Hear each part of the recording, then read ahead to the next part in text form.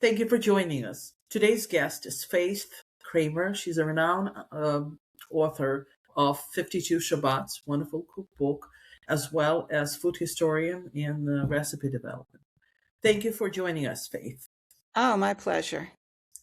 So I'd like to start with the 67 rapid fire questions. Sure. What color would you paint a portrait of yourself with? Probably black and white with little dashes of gray and turquoise. That's kind of been my default colors for a long time. One thing you can't live without. Um, hmm. I'm not sure. Well, I mean, I guess the honorable answer is my husband or my children or my grandchildren, but I think that I'm always really sad when I don't have any amba in the fridge. For people who don't know, it's an Iraqi, Israeli fermented mango condiment with a little bit of a curry kick to it, and it just enhances everything. Favorite childhood meal? Oh, probably duck in cherry sauce. No one in the family liked duck but my mother and me, and she would make it for me for my birthday. And I love the cherry sauce so much I wanted to put it on ice cream, and she was kind of horrified because it was made with duck stock or chicken stock. So she would make this sauce special so it wouldn't have the meat, the duck in it, so I could have it on my ice cream too. Oh, how delicious. Oven or deep fryer? I'm sorry, oven or deep fryer or Yeah. air fryer, did you say? Air fryer. I don't have an air fryer. I mean, I have a little one that converts an Instapot to an air fryer, so it's not really efficient. I usually use an oven. My toaster oven has a high-speed convection setting, so I'll use that for certain things. And when I'm at my daughter-in-law's house and I'm feeding the kids, air fryer, baby, air fryer. If not here, where would you like to live? Um, well, that really depends where I've been traveling lately.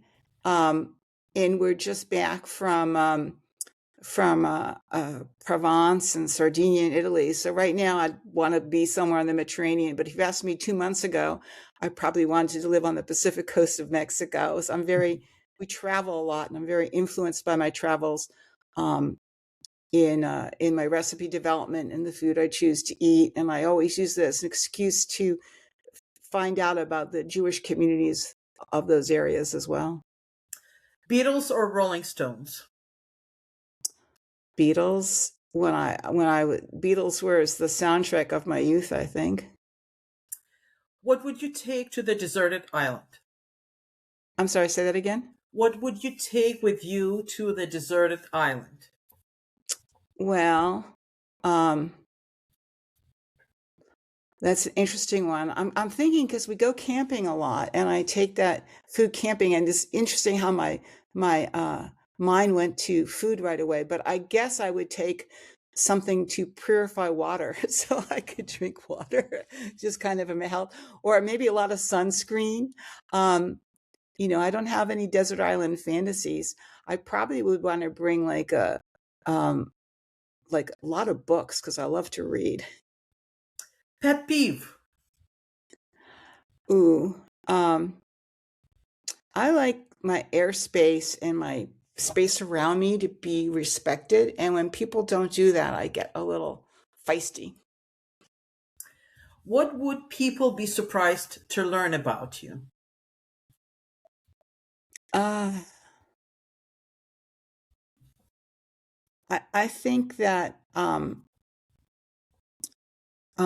I think that people are always surprised that I eat all kinds of food.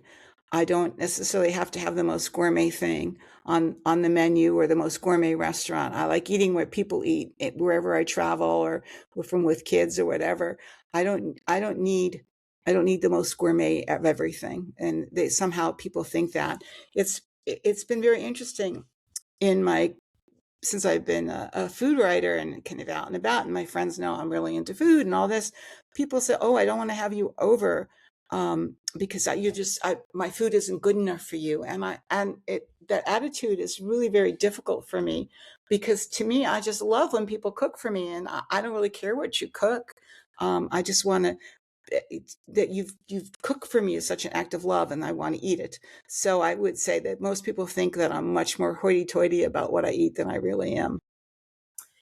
Any favorite restaurant around the globe or Ah, local? you know, um, I have a special place in my heart for Nopa, which is in London. It's one of the Atlangani restaurant chain. It's where we held my son's rehearsal dinner, and it was a tasting menu in the open kitchen room with the open kitchen, and it was just a fantastic experience. Um, but other than that, I don't really have any must go to, must see, what must do. And, it's everything's kind of situational for me. And because I am a recipe developer, I am cooking food at home all the time. So it's the balance between eating out and to get new ideas, as well as to meet up with friends and everything, and then cooking at home and eating up the food I've cooked. Least favorite ingredient that would you never use in your kitchen? I'm not a huge fan of stuff that's super processed, and so I don't use a lot of like commercial mayo. Um, Something like that. What else could there be? Um, I mean, there's so much stuff I don't buy. I don't have in my kitchen. I can't really think about it. I prefer. I have one of those kitchens. You open the refrigerator door, you open the freezer door, and it's stuffed with food, but it's stuffed with ingredients to make things. It's not stuffed with pre-made things that you buy that way. So it's kind of how I eat anyway. Anyone alive or dead would you like to have dinner with? Ooh, never gave it any thought. When I was a kid, I really liked Edna Ferber. I mean, I don't know if people even know who she is anymore, but she wrote Sarasota, and she wrote a lot of Saratoga and a lot of other famous books at the time. Um, and I just thought she was really sharp, and was a good. I wanted to be a writer when I was young, and I thought that, I just really admired her career. And she had some quote about when she got famous kind of late in life, and she kind of was aware that she was just like today's flavor, and that it would pass her by soon, and she had this awareness and wittiness about her, that but she's kind of esoteric. Let's come circle back to that. Maybe I'll come up with somebody a little bit less esoteric for you. That wraps up our fire round, and now you can answer as long as short as you'd like. Any Okay. questions? Um, First one, I'd like to start at the beginning. What was your dream growing up? Oh, to be a writer. Um, I remember being in elementary school, and remember I was born in 1953, so things were a little different for women in the early 60s than they were if you grew up after that. And in elementary school, they went around the room, and every girl wanted to be a nurse or secretary, and that just left me cold. And there was one gal who, this is maybe seventh grade, so it wasn't even elementary, it was sixth grade, was pretty aware at the time. And she said she was going to be in business because she was going to be a businesswoman. She'd never be able to marry and have a family. And I mean, both of those answers, that I was going to be a secretary nurse, or I was going to not be able to have a family because I was going to go into business, really struck me as wrong. And I was looking around for something I could do as a woman that would be professionally fulfilling. And we got this newspaper every day called Newsday, and there were bylines by women writers, women reporters. And I thought, I could do this. I could be a woman reporter, a woman writer. So from a very young age, maybe this was fourth grade. I think it was fourth grade, because by middle school, I was already writing for the school newspaper. And by a very young age, I decided to be a writer because women could be writers.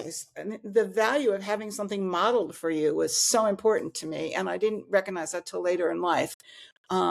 So I saw that modeled. So I set out to be a journalist and a writer. And I did go to New York University, and I have a degree in journalism, and I did work for the New York Daily News, the Baltimore Sun Times, the Baltimore Sun, in the Associated Press before I moved into public relations. And then from public relations, I went into more marketing, and, eventually I came out the other side and decided, well, I really want to do this food writing thing. And then when my youngest son, who is now 35, was about 14, I started to be serious about food writing. What made you switch from journalism to marketing to PR? Well, I moved from the East Coast to California, and it was a tough time to find a job. And the same week, I got two job offers. One was with the newspaper called the Contra Times, and the other was with Pacific Gas and Electric. One was a journalism job, one was a PR job, PR and marketing. And one job paid significantly more and had normal daytime hours. And the other one says, well, maybe we'll be able to get you on day side, after a while. So I went for the job that paid more and had better hours. And that was the PR marketing job. And I just found that it was a good niche for me because I had these business interests, and I was always kind of thinking outside the box in how to communicate things. And in those days, the public relations people really depended on journalism skills, which I had. So it was a good fit at the time. And then later I went out on my own, and I had to market my own PR business. And then eventually I ended up working with my husband, where I handled, he was a manufacturer's rep, and I handled sales and marketing and customer service. So it all kind of fit together in the end. Were you writing throughout that time? Always writing, always writing. Um, either just for my own self or fiction or about food. I was always writing, and I ended up being, when my youngest was 4, I took on the job of editing my synagogue newsletter, and I actually started a cooking column in there. And I still do that cooking column today. So I guess that's like for 21 years, I've been writing a cooking column for the Temple Beth Abraham Omer. And it's actually that column that got me my gig at the J, which is a Jewish newspaper of Northern California. And that's what really started me focusing on Jewish food. The editor of the J saw one of my columns, and I believe they saw the column about not your grandmother's borscht, and invited me to apply, and I've been writing for them ever since. What made you write the food column for? You didn't mention any enjoyment of food before you started the column for local center for your. Oh no, I've always, my mother was a very fearless and adventurous cook, Mm. and I just inherited that from her. And then I've always, she didn't exactly teach me cooking; she just taught me to be fearless and to trust myself. And then from the time I was in college, I remember the very, very first recipe that was like this big recipe I made. And it was I went to school in Manhattan at NYU, and it was from the Sunday New York Times. And it was basically it was a mushrooms and white sauce, a recipe. But I had no particular skills in any of that. And I just had to follow the recipe exactly with my one knife, my one pot, my illegal hot plate. And after that recipe, I made this delicious dish. And after that recipe, I was just really hooked. And I've always been centered on international food, even before I really began traveling and experiencing it for myself. And then when I moved over to writing about Jewish food, I kept that international focus, because there's so many wonderful Jewish foods from around the world and different communities. And Jewish food is about adapting, adopting, and creating these foods based on symbolism and religious meaning and dietary laws. And it's just been a happy place for me for all these years now. What is a staple? What's a favorite thing to cook when you're just you and My your husband? favorite thing to cook changes. Usually it's the last thing I made. So the last, well, I did grill some ribeye steaks last night, and I made a grilled whole cauliflower with it. But for Erev Shavuot, for before the holiday, I made a shashuka, and that is really such a wonderful thing to cook. I mean, this one was more elaborate than some. It had giant white beans in it. It had greens. I started it from fresh tomatoes and peppers. I didn't use, canned things. but it's such a everyone it makes a shashuka makes every even just to say it, which means crazy all mixed up. Shashuka just makes and then to eat it just makes everyone smile and happy. And I make that all the time. I make it at home. I make it when we travel in rental kitchens. I make it when we camp. Although I must admit, when we camp, I do start with canned tomatoes. I understand. That's sure is the most comforting breakfast, I think. Yeah. As a fellow foodie, I can attest to that. It's And certainly I learned how to make it. I mean, I just like the pretty backstory of how I reliable. learned how to make it. I learned how to make it in Tel Aviv. I took a cooking class at the Abraham Hostel, and the class was taught by a professional chef from Israel. And he taught that. I mean, in that same class, I learned how to make um, I learned his method of making tahini sauce. I learned his method of roasting cauliflower. I learned his method for shashuka um, and so much more. It was just a phenomenal, phenomenal class. And it's kind of like one class that changed my life.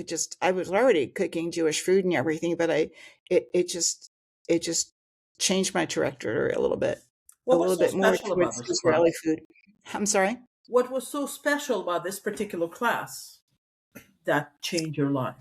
What Well, was a lot of cooking classes I don't like because they're not about the technique and the food and the flavor. They're about entertainment and having fun. But this class was really focused on helping you achieve what he felt was the best shashuka and it was just advertised for the shashuka, and I got all this other stuff out of it. And it was just when I teach a class, I'd like to do that too. I like to just give people more than they expect and uh, teach them so they when they go home, if they want to recreate this, they can. It's not something magic. It's there's a formula, there's a combination, there's an attitude, there's a technique that will carry you forward even if you don't have the same ingredients or the same experience that I have. interesting? Is there any role model in the kitchen or restaurant world that if you really um made the recipe, you would well, look up? I have to say I wouldn't be here where I am without a certain kind of cookbook author. um uh Primarily, I would say in the Jewish world, Joan Nathan, who her Jewish Cooking in America was probably one of my earliest experiences. Um, Claudia Roden and her World of Jewish Cooking, which exposed me to Sephardic and Mizrahi foods. Um, there's a writer. I'm sorry, I don't know if she's still with us. Her name was Gloria Kaffa Green, and she wrote a Jewish holiday cookbook. And it was one of my first Jewish cookbooks. And it was broke things down by holidays. And that was when I first started to see the beauty of the Jewish calendar. Now, the Jewish calendar is this lunar social solar thing. And as you know, it doesn't line up with our everyday calendar. And it kind of follows the rhythms of the earth. But also, I just love the fact that these holidays pop up in different times in our lives. Like, is Hanukkah early or late? It's never early or late. It's always the same time. It's just in terms of the relationship to the Jewish calendar. So so that cookbook was the first cookbook that really made me think about how the Jewish cadence of life is different and special. So I would say those three cookbooks, and then much later in life, the late Rabbi Gil Marks, he said about writing the Encyclopedia of Jewish Food, which codified so much of everything you used to have to research here, there, and everywhere about history and meaning. And um, it was not so. There's recipes, but it's really more a research guide. And I remember my editor at the J had gotten a copy from the publisher and said, I don't know if you want this. It really reads like more like encyclopedia. I said, well, let me have it and I'll take a look. And now you can't buy it for under $200. It's out of print. It's no longer available as an ebook. And it's just such a wonderful resource. So I would say, Gil Marks, Gloria Kaffa Green, Joan Nathan, and Claudia Roden are the people that kind of started me off. Um, and I respond to. What was that pivotal moment that led you to develop the recipes, cooking, eventually to this wonderful 52 Shabbat cookbooks that every respective, self-respected cook should have in the kitchen. Oh, thank you. I love the thank you. I'm going to quote you. But I would say it was a process. Writing a regular column for the Jewish newspaper at J, which is at jweekly.com. Um, I think I like by the time I'd done a few years of Hanukkah recipes, a few years of Rosh Hashanah recipes, a few years of different Shabbat recipes, what have you, Passover recipes, I started to get a feel that I needed to look outside my frame of reference. I needed to see what other Jewish cultures were cooking for these holidays, and I started looking at that, and I realized I'm not a Sephardic Jew. I'm not a Mizrahi Jew. I'm not an Italian Jew. I am what I am, but I also know my palate, and I started just taking things I liked in and putting them together in ways I feel are very modern and forward and forward thinking kind of recipes. For example, my brisket recipe, I've got three or four different brisket or pot roast recipes in this book, and I have tons more that aren't in the book. But the brisket recipes in my book, one is a red wine pot roast or brisket that's based on the one my mother, who I call the queen of pot roast, used to make. One is based on Ethiopian spices. And it's kind of, if you've ever had Ethiopian food, it's kind of like one of the, it's definitely a brisket or pot roast, but it has the flavor and consistency of an Ethiopian stew known as a wat. And then probably the most popular one in the book is my pomegranate molasses brisket. Now, pomegranate molasses is a Near Eastern, Middle Eastern ingredient, but cooking a brisket like this is pretty much an Ashkenazi or American Ashkenazi thing. But the sweet tartness of the pomegranate, the fruitiness and the tartness of the pomegranate molasses mixes so well with the brisket and cuts through that richness and just complements it so well that it's just a perfect marriage, kind of an intermarriage between Ashkenazi and Sephardic food. Then I don't like to tell people to use an ingredient like pomegranate molasses without giving them a ton of other things they can do with it. So I do. There's a whole section on pomegranate molasses and how you could use it, and it's used throughout the book, from a drizzle as a condiment or a garnish to a main ingredient in something like a pulled turkey dish. And then because not everybody lives in places where they can get these pomegranate molasses, I also give you a recipe for making your own pomegranate molasses. So it's kind of like a full circle there. What is a must have in the pantry? What do you always have in your pantry? Well, we know about Amba and we know about pomegranate molasses. I also always like to have Ceylon, which is called date honey or date molasses or date syrup, and that also has a sweet tart thing, and I really like to use it in desserts. I have a sweet tahini sauce in 52 Shabbats that I serve.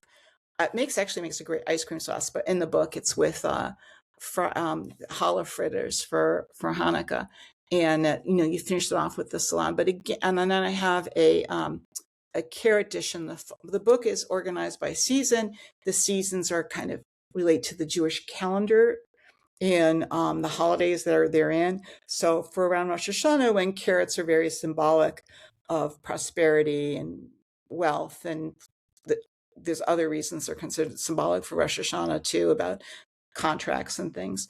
I have these roasted carrots, roasted in Ceylon, date honey, on top of lentils as a dish. So again, I don't just tell you to use it in one thing. I try to give you lots of ways to use it. So we have amba, we have Ceylon, we have pomegranate molasses. And I've been known to go camping with those three things.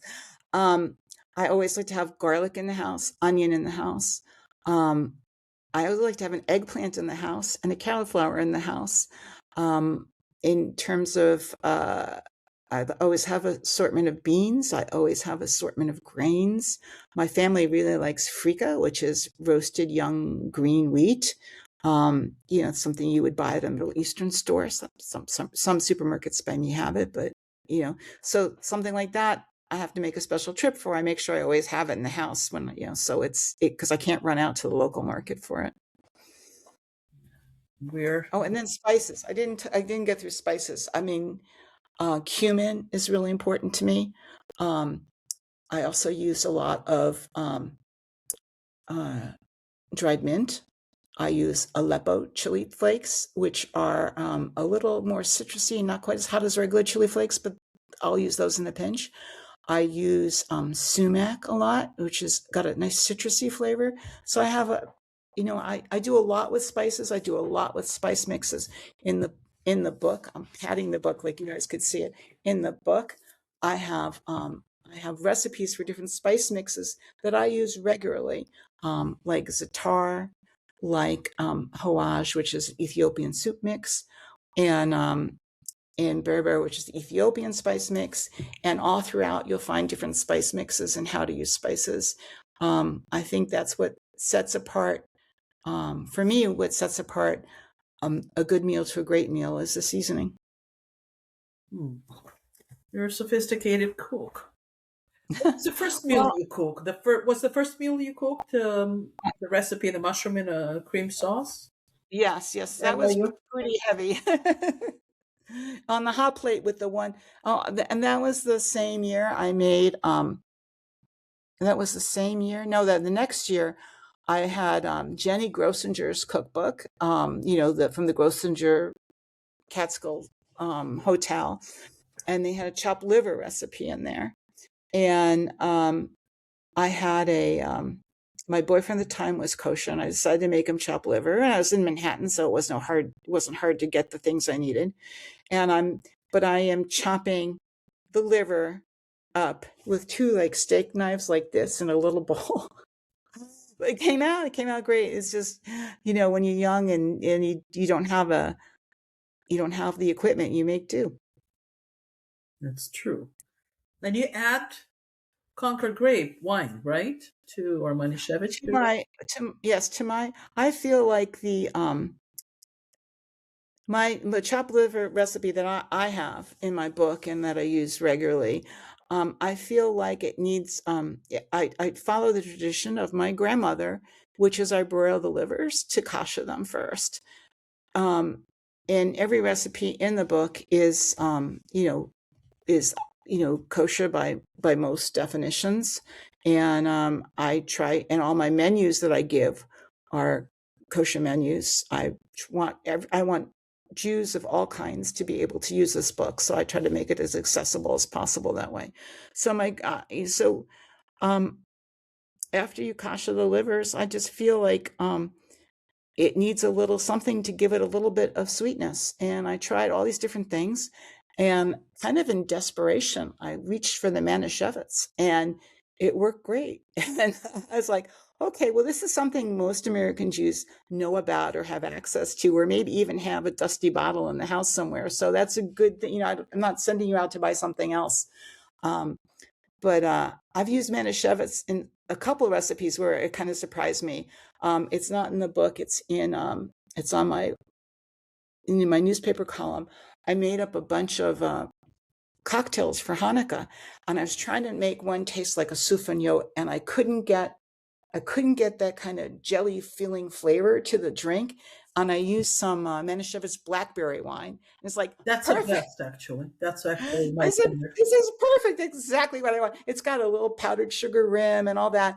And no, it's got a vanilla cookie rim, I think. And it tastes like a souvenir in a cocktail form. I think the Interesting. other alcohol in there is vodka, so it's vodka with the plain vodka with the blackberry Manischewitz. So Great book. it's not a wine I seek out, but it continues to surprise me as an ingredient. It's actually blackberry Manischewitz. It's surprisingly hard to find in regular stores where they have kosher sections. Grocery Oh, stores, it's not that easy. It's usually well, Concord I've had grape, that grape, bottle. grape, but like Yeah. from Well, maybe, I live in Oakland near Berkeley, and the Afikoman has a very good kosher wine section, and I'm near Oakland Kosher. So I haven't, and also I go through it so slowly, I haven't had to rebuy it since I did that recipe 10 years ago. It's probably only gotten stronger. can imagine. When you have friends over, how do you plan the meal? Oh, I'm so glad you asked that question. That is so great because this has been on my mind. Because, obviously, I've been doing holiday meals for forever and Shabbat meals forever. And it comes second nature to me. And I realize it's one of those things that maybe other people don't have that second nature to. And I've been thinking about breaking down what I do. The first thing I like to do is I like to find out the food concerns. I know some people don't like to cook to different food concerns, but I have some really good friends who have some really strong food allergies or concerns or whatever.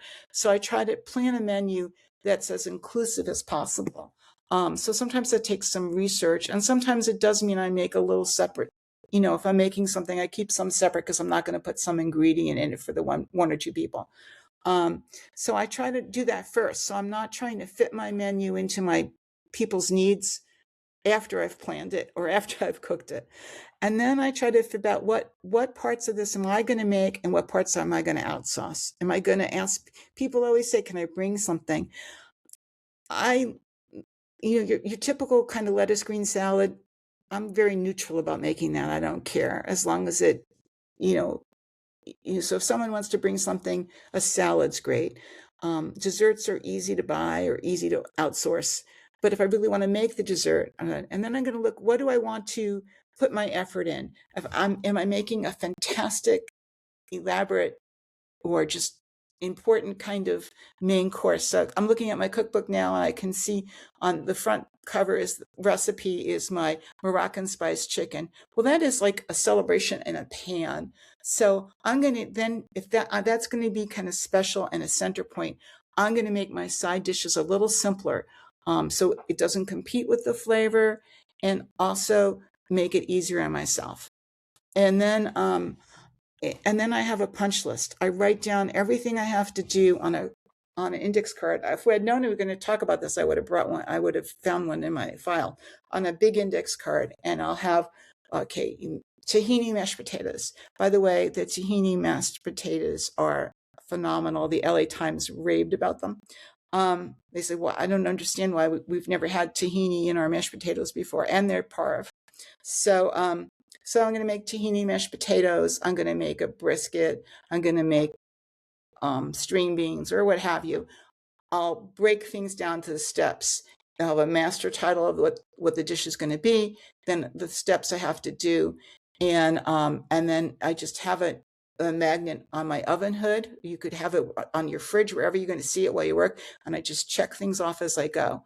You could do a punch list on your phone, whatever works for you. I'm pretty much analog that way, but I know a lot of people will just do it on their phone.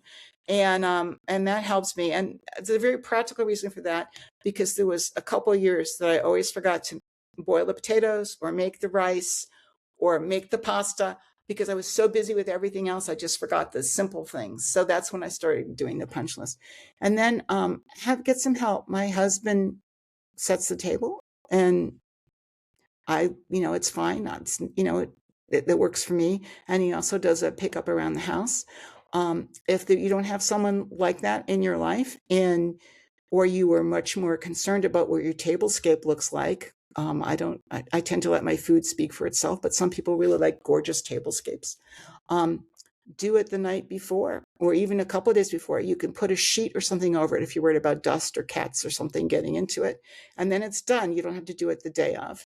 And then I really look at recipes, what you can make in advance, and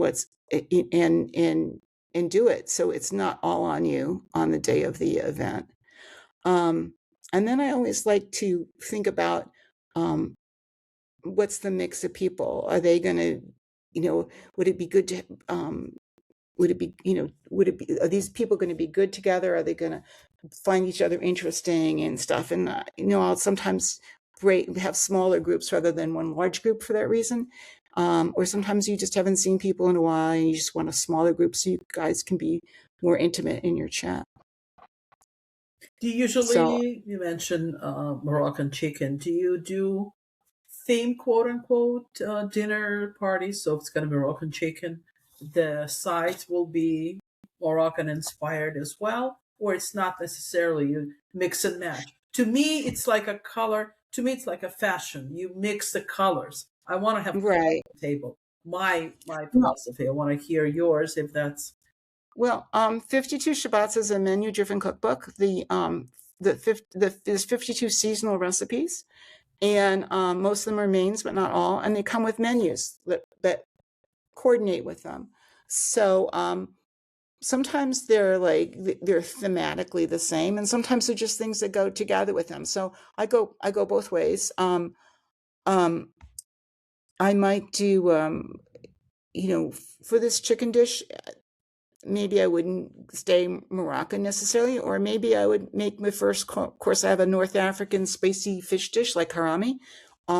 Maybe I would do that first, and then this dish, which is nicely seasoned but doesn't have the same heat, would be a nice second dish.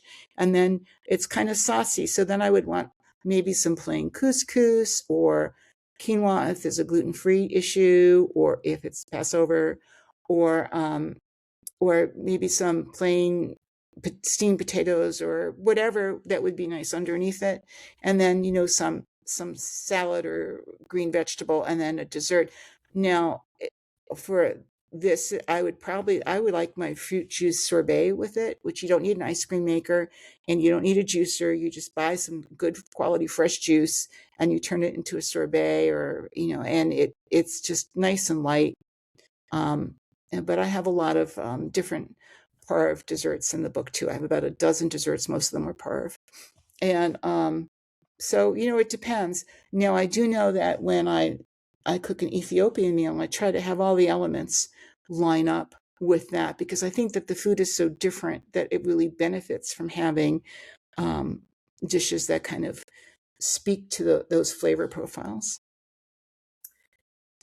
If your kids and grandkids call you, said, "Mom, we're coming in an hour. Do you have something in your refrigerator?" And you don't have anything in the refrigerator. I always have ingredients in my refrigerator, and I What would could be always something whip up easy? something. Whip But I up. always have frozen soup. I always have frozen soup. Because I make a big, big batch of soup, whether it's chicken soup with matzo balls, whether it's my Yemeni vegetable soup with hawaj in it, whether it's just something I did on the fly, whether it's whatever. I always have soup, and I usually have a challah or two in the freezer. So, I'm always prepared that way. But I also have things I can defrost and cook in a minute. It doesn't faze me, and um, and it's not uncommon for me to have just like leftovers that you could assemble into a wonderful meal.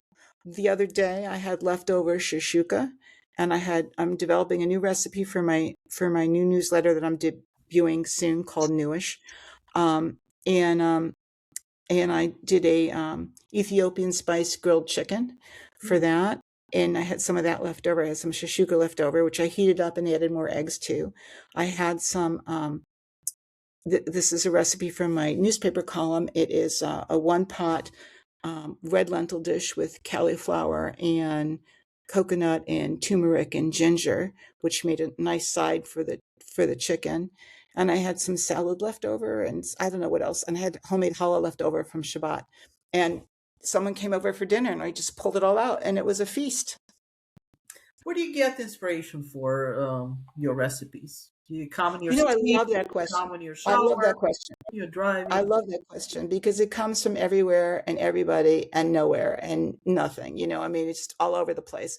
But I once sat down with a very famous cookbook author, and she said, "You can ask me anything, but don't ask me where I get my inspiration."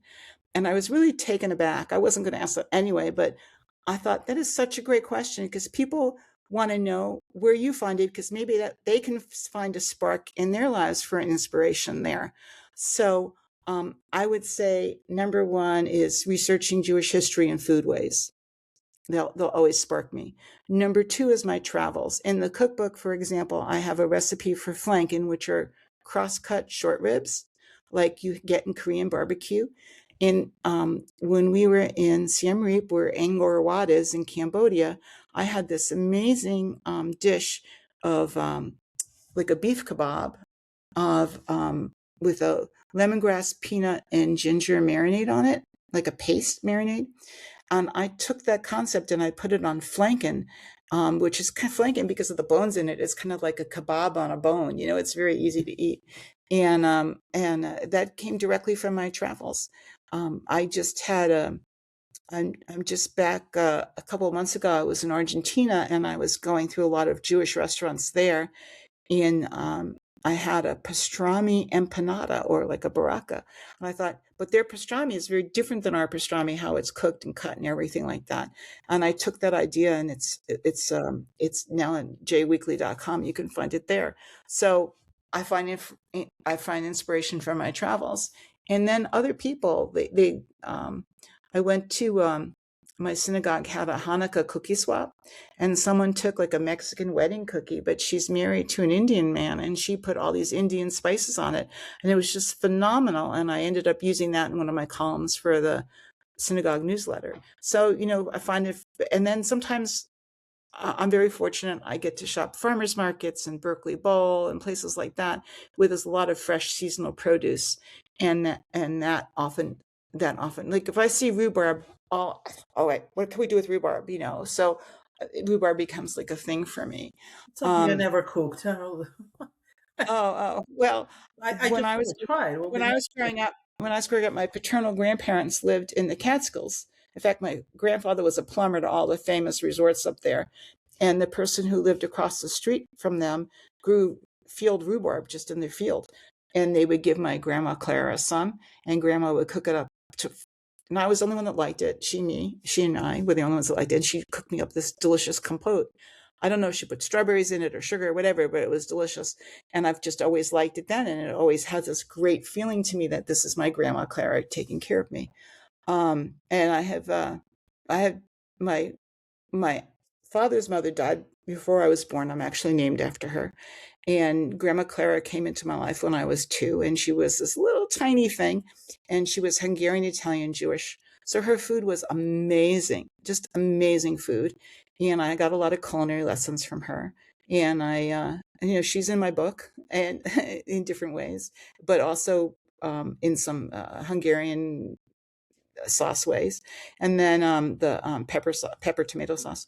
And then my other grandmother, my mother's mother, um, was very loving and very supportive and just a wonderful person, but she was really a fairly awful cook, or let's just call her It's an very even. rare in Jewish community. Well, she had some things she did really well. Her stuffed cabbage was good. Her blintzes were good. Um, a lot of her other stuff was kind of pedestrian. And she bought a lot of things from the butcher's wife. And the butcher's wife was a very good cook. So, I didn't really notice it till later on when I was older that the things I liked the best outside of the blintzes and the stuffed cabbage were not made by Grandma Anna. It was made by the butcher's wife.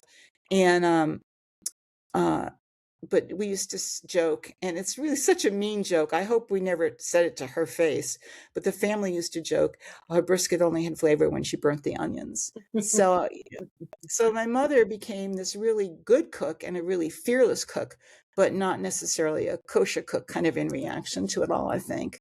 And she passed that fearlessness and adventurous onto me, but I circled back to the Jewish part that she didn't do. So I don't have any of these recipes that are handed down from generation to generation because my mother just didn't cook like that. My grandmother was an indifferent cook. I think some of her recipes came from her mother, but it, cooking was not. Let's put it this way: her oven was full of paper bags, and I found out the hard way about that. And she just wasn't excited about cooking. I mean, I think it's nice we live in a time where people don't always expect the woman to be the cook in the family, that because some women are just not into it, and it's not fair to expect them to be. I, every of great course. cook, every great cook has kitchen disaster, unavoidable. Oh yeah, oh Tell yeah. me about your most memorable one. Um, I don't know if it's the most memorable one. Nothing's really coming to mind except I tried to make a white chocolate cheesecake, and it was the most gorgeous cheesecake. The photos I took before I cut into it, I was like, I could not believe this cheesecake. It was like beyond picture perfect. This was like an award-winning looking cheesecake, and it tasted like, I don't know, just it was had a horrible texture. It tasted awful. I threw it out, and it's like, I was like, I haven't gone back and tried to resurrect it, but I have things all the time that need a little correction. Um, Baking is the toughest because you just can't go back and add more salt or more pepper or paprika or whatever. You have to restart. And there's a parve cake recipe in my book for a black and white bundt cake that's got an almond parve cake base. I think it was almond parve. It has a parve cake base. And I made that bundt cake recipe, I don't know, 10, 15 times before I got it right. And I almost threw it out of the book because I just could not get it. But then once I got it, it's like, yes, it's such a feeling of satisfaction.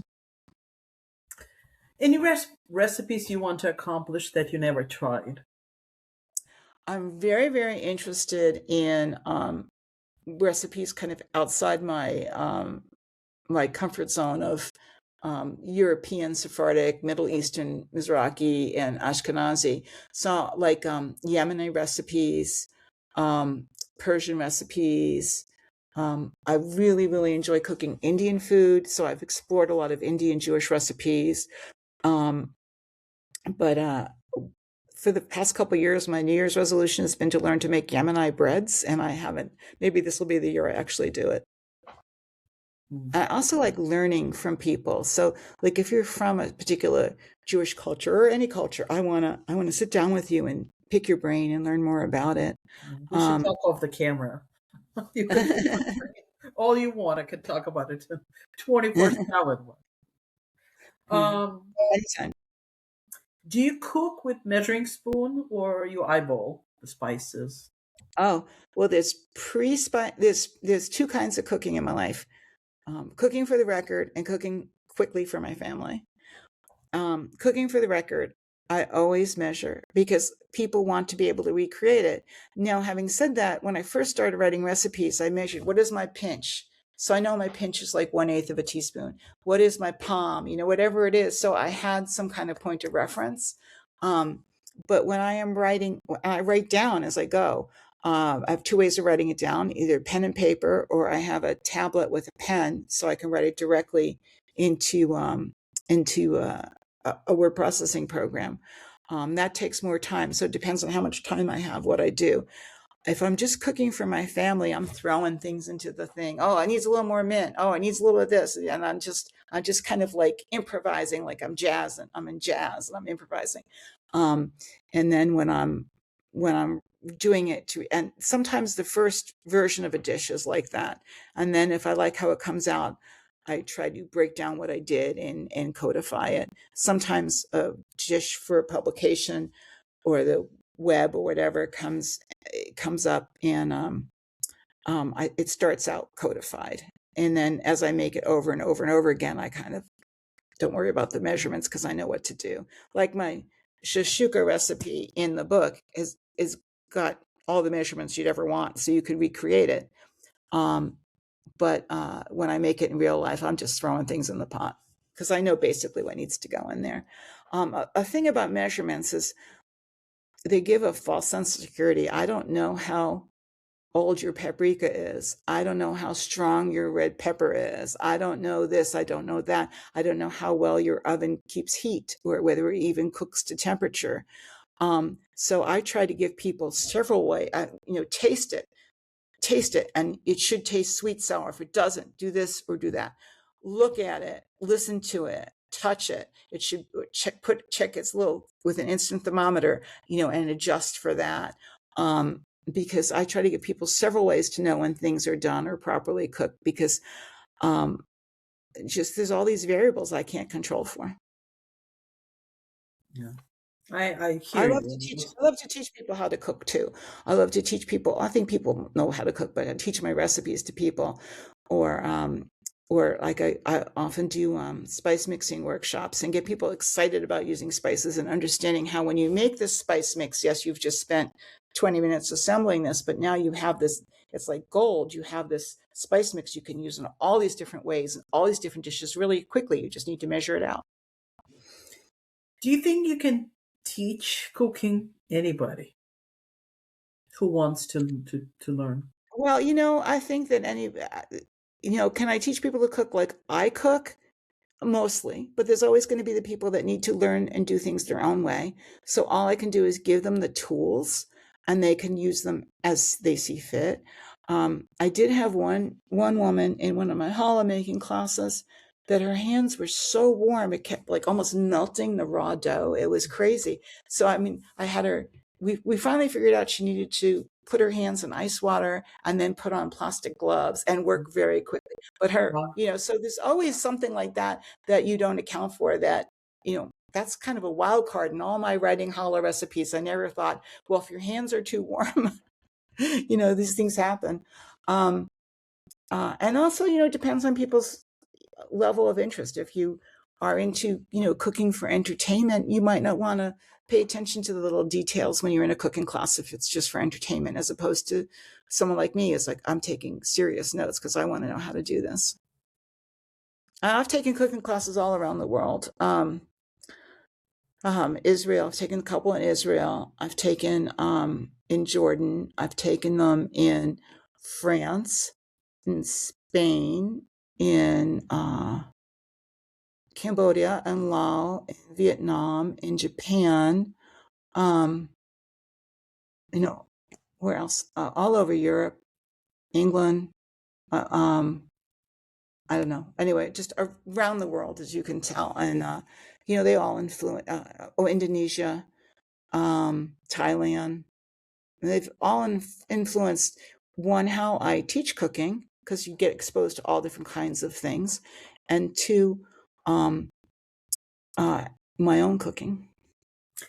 Could cooking be an entertainment, much like jazz and classical music? Jazz is, based on classical music. However, you improvise a lot, Well, I mean, we or it's talked a little bit science about maybe. improv and jazz, like when I cook for myself, how I'm pushing and pulling and putting and doing.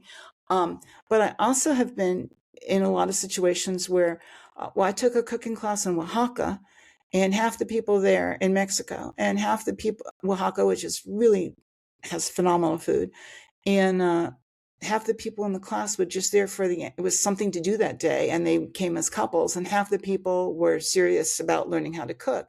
So you take the people that were serious about learning how to cook, just paid more attention, wrote notes and everything. The people who were there for entertainment enjoyed themselves and had a really nice meal afterwards with wine and or beer or whatever it was. And so you had both. I've taken and particularly in some places like Thailand, it really is more entertainment cooking sometimes. Um, but cooking is entertaining to me. So that's like a different part of the equation. You've had lots of great Shabbos meals around the world, the globe. Yeah, particularly at Any Chabad houses. Chabad houses? Yeah. Anything stands out? Any as a favorite, most memorable meal that you've Ye- had that Um, surprised in the Chabad house, in the Chabad Center in Phnom Penh in Cambodia, they had a lot of expat Israelis that would come for a Shabbat there. One of them owned a pepper farm, like, peppercorn farm. you? Yes. And he brought the Rebbitzin fresh green peppercorns, which Oh, are the most yeah. amazing thing. Fragrant. And she had her staff turn it into a beef stir fry. And that really stands out in my mind because I had never had fresh green peppercorns before. And the whole experience with all his expats and this gentleman, he decided to open up a peppercorn ranch or plantation, someplace where there had never been before. So he had all these stories, and and it just and then the food itself was just so amazing. Um, I try to go to a Shabbat either at Chabad or someone's home or through a shul. Whenever we travel, that's not always possible. But, we have our own Shabbats. I mean, we do a lot of cruising and we go to the Shabbat Friday night services on the cruise ships. And, we just try to make Shabbat part of our part of our weekly life, if you will.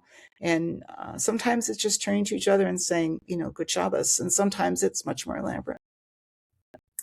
What do you think will be your legacy? Ooh, well, I was just thinking about that. It used to, I have the cookbook, and that cookbook is a legacy because all my online recipes could disappear one day because it's just a form of media that who knows what's going to happen. I know um, Gil Marks, we talked about his encyclopedia feed. He had a great website, and I guess he had paid for X number of years, and then after he died, it just went away. It doesn't exist anymore.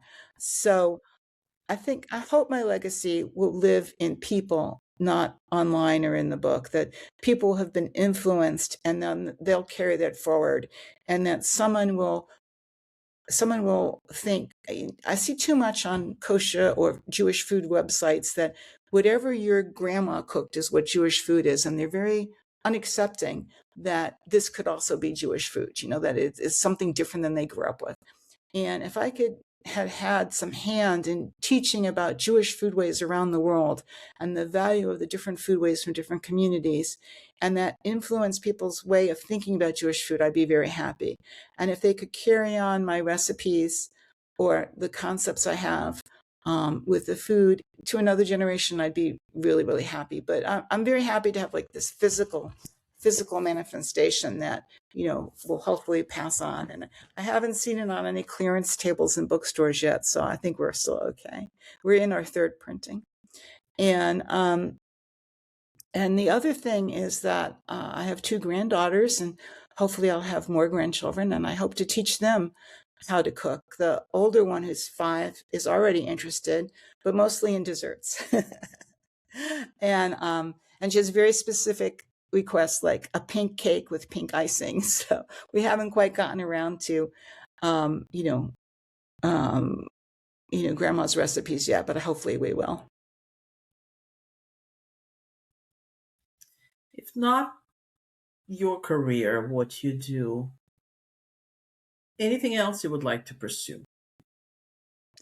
I always thought I had a novel in me, and so it's still writing, but a different kind of writing. And maybe I still do, maybe not. I don't know. I think um, I think that maybe that's something for the future. I don't know. I know I'm working on a newsletter. Well, that's still this thing called Newish, and it's at faithkramer.substack.com. But the what would I do? I don't know. I mean, I love to travel. Maybe I would do something with travel. Um, I love to I love to write. Maybe I would teach, work with children on how to write and communicate. I don't know. I love to teach cooking. I love to just teach. My mother was a teacher. Maybe that's part of it. But um, I've never really thought about this. Is really like my third or fourth career. So I already done other things. I was a journalist. I was in PR. I was in marketing. I worked with my husband in as sales. We sold furniture to furniture stores. Um, so this is already like my fourth or fifth career. So I'm pretty happy where I'm at. How do you measure success? Ah,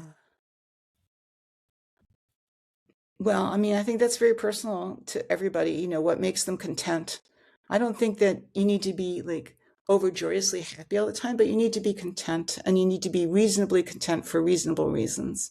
So I think that if someone is content and feels secure in their relationships, in their living space, in their job, or whatever measures they have, I think that's a success. And then if you have raised children that you feel are launched, I have two boys I feel are real menches. I feel like they're launched. And you feel a success in that too. If you're someone that's a parent. What is your proudest achievement? Uh, oh, gosh, I'm pretty proud of the cookbook. I'm very proud of my marriage. We'll be married 43 years in August. I'm very proud of my sons, and I love my daughter-in-laws dearly, and I'm proud of my grandchildren. But my proudest achievement, I think, is just being me, being Faith, that I have done what I wanted to do, and I am content and happy in it. Any advice you would give your 20-year-old self? Um, yes.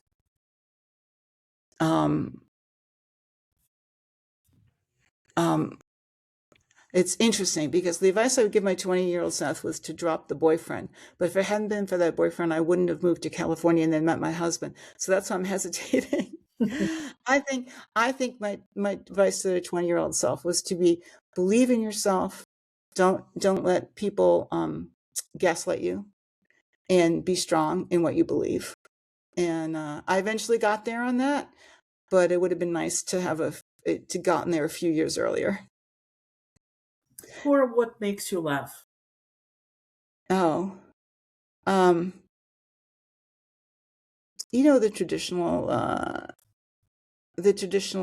comedians on TV. You know, all those guys can be funny. You know, we watched a Stephen Colbert show last night, and I was cracking up. But I would say it's probably my granddaughters, and they're not doing it intentionally. They're just funny to me. The older one is very a strategic thinker, and she's always trying to figure things out and find a way to be clever and get more. And she, so she's always working angles, and it's like, and she doesn't realize we see through her. And at one point, she wanted to wear a sundress, and we told her, okay, it's cold out. You need to wear it with a top underneath. And she pulls out the label from the sundress, and she says, see what this label says here? It says, must not be worn with top. We just lost it. And so we pull that trick on her all the time now. You know, what's good for one, right? So we said, I forget what we said the label said, but it started with the word must. And she's in, pre-K now, so she knows her letters and everything. And she goes, no, it doesn't, Grandma.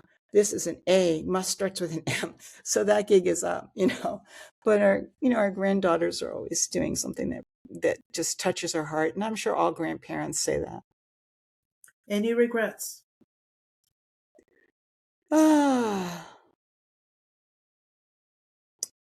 Other than like not flossing my teeth when I was a child, no, I always just look forward.